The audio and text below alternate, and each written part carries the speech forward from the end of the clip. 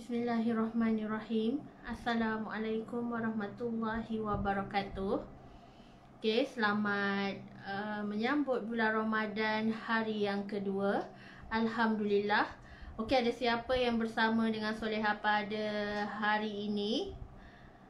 Okay, boleh tolong share dan boleh tolong kongsikan laju-laju Soleha punya link page live pada hari ini, supaya lebih ramai orang yang akan dapat manfaat daripada perkongsian ilmu yang berkat, insya-Allah.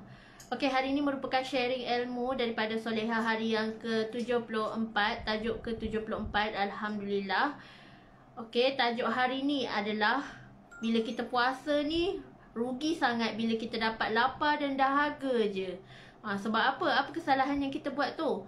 Okey, Soleha akan sharekan sebentar lagi, insya-Allah. Hai, waalaikumsalam Kak Baya. Hai Masyita. Okey, Alhamdulillah.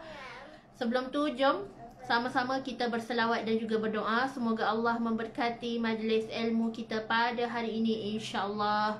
Allahumma salli ala Sayyidina Muhammad wa ala alihi Muhammad. Allahumma salli ala Sayyidina Muhammad wa ala alihi Muhammad. Allahumma salli ala Sayyidina Muhammad wa ala alihi Muhammad. Bismillahirrahmanirrahim. Allahumma aftah alaina hikmataka wa ansyur alaina min khazaini rahmatika ya arhamar rahimin. Rabbi shrah li sadri wa yassir li amri wahlul 'uqdatan min lisani yafqahu qawli. Amin ya Allah ya mujib. Okay, thank you semua. Alhamdulillah. Waalaikumsalam. Umi Afan, Kalisha, Umairah, hai Umi Hendon, hai Reha, semua-semua Alhamdulillah. Okey, kenapa bila kita berpuasa kita tersangatlah rugi? Bila mana kita puasa tu kita just dapat lapar dan dahaga je. So bagaimana dengan pahala puasa kita? Kemana hilangnya?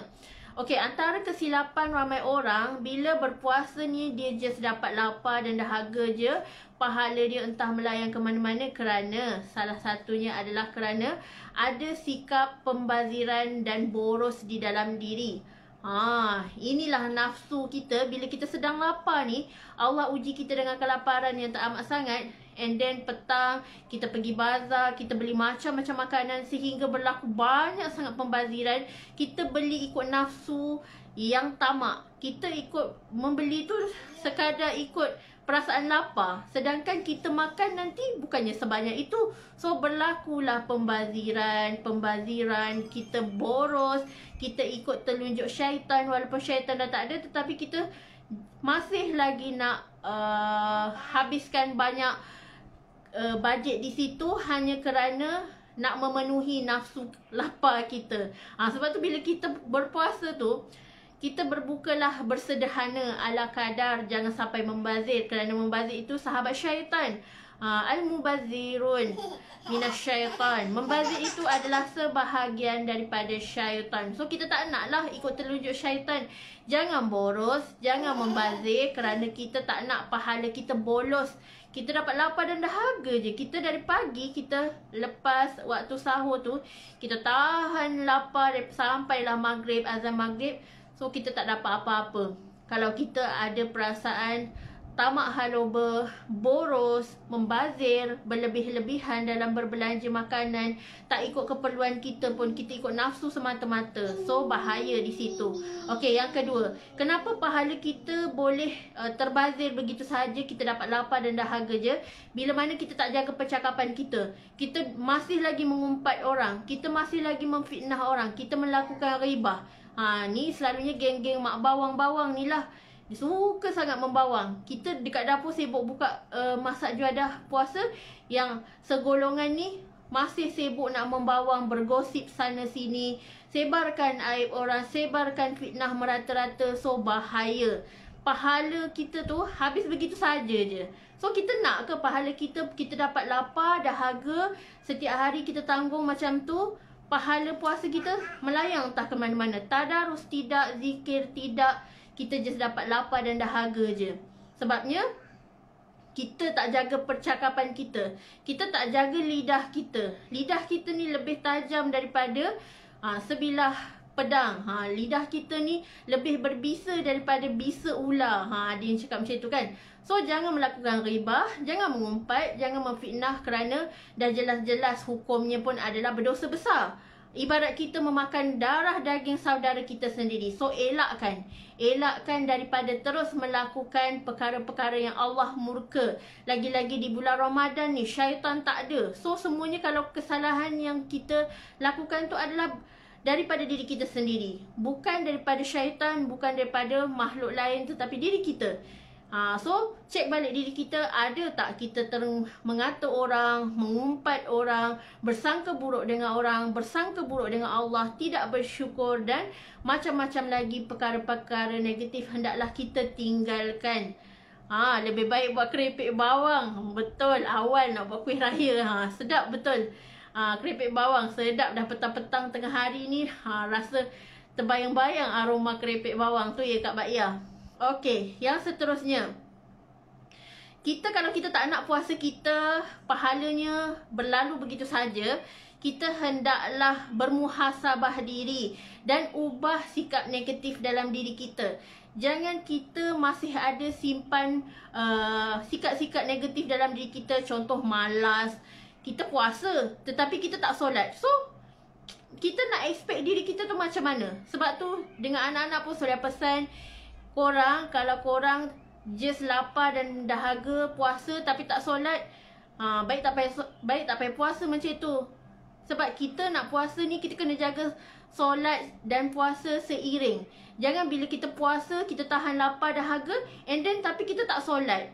So kita ingatkan puasa kita tu adakah bermakna? So hilang pahala-pahala dia, bolos pahala-pahala kita sebab kita tak jaga yang wajib.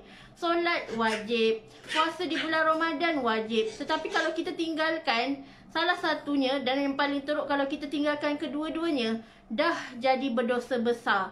Habislah pahala kita. Kita takut orang kata kita, kau tak puasa. So kita takut tetapi kita makan sorok-sorok dekat belakang.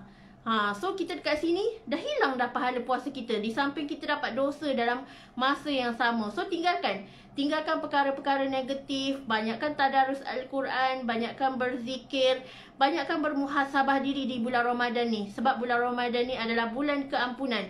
Bulan Ramadan ni adalah bulan merenung diri, muhasabah diri. Bulan untuk kita berhijrah menjadi yang lebih baik daripada bulan-bulan sebelum ini, insya-Allah. Dan yang seterusnya, kalau kita tak nak pahala kita bolos begitu saja, bila kita puasa, pastikan kita banyak-banyakkan bersabar. Ni kita baru jam 2 petang dah jadi mak engkau hijau. Kita dah tak boleh bersabar dah. So sabar itu separuh daripada iman. Kita kena banyak bersabar. Orang yang berpuasa ni, yes, memang diuji dengan lapar, memang diuji dengan tahap keimanan tipis sangat-sangat, rasa nak marah je, rasa macam nak telan orang je kan. Banyakkan bersabar supaya pahala kita tak berkurang. Banyakkan bersabar, banyakkan berdiam, jangan banyak bercakap, kerana banyak bercakap banyaklah dosanya. Sebab kadang-kadang mulut kita ni, kita bercakap ikut sedap kita je. Kita bercakap ikut sedap kata-kata kita je. Sabar hilang entah ke mana. Sebab tu orang yang dalam berpuasa ni, emosi dia kadang-kadang rasa nak meradang, kadang-kadang rasa macam nak marah orang. So banyakkan bersabar. Banyakkan bersabar di bulan Ramadan ni. Jangan sampai pahala kita bocor. Jangan sampai pahala kita berkurang. Malah kita gandakan dengan amalan-amalan di bulan Ramadan. Banyakkan bersedekah, banyakkan bermuhasabah diri, banyak membantu orang lain, insya-Allah. Inilah saham akhirat kita, insya-Allah. Okey, dan yang seterusnya, bila bulan Ramadan ni sebenarnya dalam tak sedar kita sebenarnya boleh manage keuangan kita. Sebab di bulan Ramadan ni kita punya kos untuk makanan je kita dah cut sikit. Kita just makan waktu sahur dan waktu berbuka. Dari sini kita dah jimat banyak dah. Tengah hari kita tak makan, petang kita tak makan. And then kebanyakan orang kan, bila dia berbuka puasa ni, banyak rezeki mencurah-curah. Kadang-kadang jiran hantar makanan. Kadang-kadang kalau buka puasa dekat masjid, masjid dah sediakan juadah berbuka. So dekat sini banyak untuk kita boleh cut off kita punya management keuangan bulanan kita. So di bulan Ramadan ni atur keuangan kita baik-baik. Atur keuangan kita baik-baik. Jangan membazir, jangan beli ikut sedap hawa nafsu je. Jangan beli ikut kerana perasaan kita rasa macam excited sangat-sangat bila perut lapar kan. Itu nak makan, ini nak makan, itu nak beli, ini nak beli. Belum raya lagi dah beli baju raya, dah standby, dah beli macam-macam kan. So jangan sampai memboros, jangan sampai membazir. Biarlah bersederhana hidup ni. Berbuka puasa, bersahur dengan cara bersederhana, insya-Allah.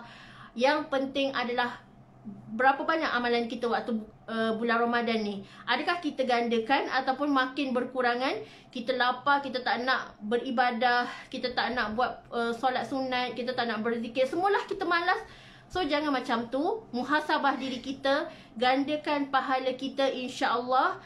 Kita di sini boleh manage kita punya keuangan. Kosara hidup kita boleh dijimatkan di bulan Ramadan ni kalau kita berbelanja ikut keperluan, berbelanja secara sederhana, bukan ikut hawa nafsu, insya-Allah. So jangan membazir, jangan boros, insya-Allah. Okey, dan seterusnya, di bulan Ramadan ni adalah bulan yang penuh dengan rahmat, di mana ramai orang berebut-rebut nak tunggu malam Lailatul Qadar. So, kita jangan sampai pahala kita ni bocor. Jangan sampai pahala kita ni kita tak dapat apa-apa. Kita dapat lapar dan dahaga je. Malam kita tak nak berusaha untuk bangun tahajud. Kita tak nak bersahur. Ada setengah orang, saya pernah jumpa, dia kata, tak apalah, saya saper jam 12 malam, 1 pagi ni pun dah cukup. So, esok pagi tak payahlah bangun sahur. Kalau anda tak tahu, fadilat orang yang bangun sahur tu banyak sangat rahmat yang Allah berikan. Sebab tu, orang yang bangun sahur tu sentiasa hidupnya diberkati, sentiasa hidupnya ceria, puasanya barokah, insya-Allah. Sebab tu jangan tinggalkan waktu sahur, jangan tinggalkan waktu berbuka lambat-lambat. Walaupun hanya kita makan sebiji kurma dengan telan air masak, insya-Allah itu adalah waktu fadilat di mana kita nak doa, nak capai doa mustajab, nak capai doa waktu-waktu yang orang kata waktu yang sangat-sangat afdal, iaitu sebelum azan maghrib tu kita submit doa dekat Allah Subhanahu Wa Taala. Waktu iftar tu kita ambil kesempatan banyak-banyak berdoa, submit doa, banyak-banyak berdoa untuk orang lain, berdoa untuk family kita, berdoa untuk tim kita, berdoa untuk guru kita, insya-Allah. Rebut pahala ni, jangan sampai kita sia-siakan bulan Ramadan ni tanpa apa-apa. Alasan lapar bukan bermakna kita nak cut off kita punya amalan. Tetapi bulan Ramadan ni adalah bulan penuh keampunan, bulan penuh kerahmatan, di mana Allah nak bagi kita pahala berganda-ganda ni. Jangan lepaskan peluang. Jangan kita bila puasa tu dapat lapar dan dahaga je, malah kita tambah lagi dosa-dosa, jadi saham dosa, sebarkan keburukan orang, sebarkan aib orang. So sama-sama kita muhasabah diri. Rebutlah barokah daripada bulan Ramadan ni, insya-Allah. Allahu Maha Kaya, Allah Maha bijaksana, di mana kita nak dapat pahala lebih, kita kena buat lebih. Manjadda wajada wa manzara'a hasada. Ni bila kita expect kita nak dapat lebih, tapi kita nak berzikir pun malas, nak buat solat duha pun malas, nak bersedekah pun kita berkira-kira. So jangan berkira-kira. Bulan Ramadan ni kita bersedekah, Allah gandakan pahala. Kita bantu orang, Allah gandakan pahala. Kita tukar-tukar makanan dengan orang, rezeki kita mewah, melimpah ruah, insya-Allah. Ada je kadang-kadang rezeki tu masuk, tak tahu dari mana-mana arah. Allah bagi kita rezeki tak disangka-sangka, sebab kita jaga marketing langit kita dengan Allah pada bulan Ramadan khususnya. Jangan lemau, jangan malas, jangan layan asyik nak tidur je sepanjang hari. Orang yang tidur sepanjang hari pun boleh menyebabkan pahala dia bocor, pahala dia bolos. Kita tak nak macam tu. Biarlah kita berpuasa ni bukan untuk waktu kita tidur je. Kita puasa ni sebenarnya adalah waktu untuk kita beribadah, merehatkan diri kita dengan banyakkan tadarus Al-Quran, nak khatam banyak kali, nak tadabbur Al-Quran, nak baca tafsir Al-Quran. Mungkin sebelum ni kita baca Al-Quran, kita just baca, tajwid tak diperbetulkan, tafsir makna satu persatu ayat kita tak faham. Tetapi di bulan Ramadan ni banyak masa, tengah hari dah tak makan, tak ada masa untuk masak yang terlampau banyak dan lama, insya-Allah kita banyakkan gandaan pahala kita, banyakkan aktiviti kita di bulan Ramadan ni, insya-Allah. Semoga Allah memberkati kita dunia dan akhirat. Okey, akhir sekali Solehah doakan di bulan Ramadan ni agar dosa-dosa kita diampunkan, kita mendapat husnul khatimah, pengakhiran yang baik, dan diberikan hidayah berkekalan hingga akhir hayat kita, insya-Allah. Okey, wabillahi taufiq wa hidayah. Wassalamualaikum warahmatullahi wabarakatuh.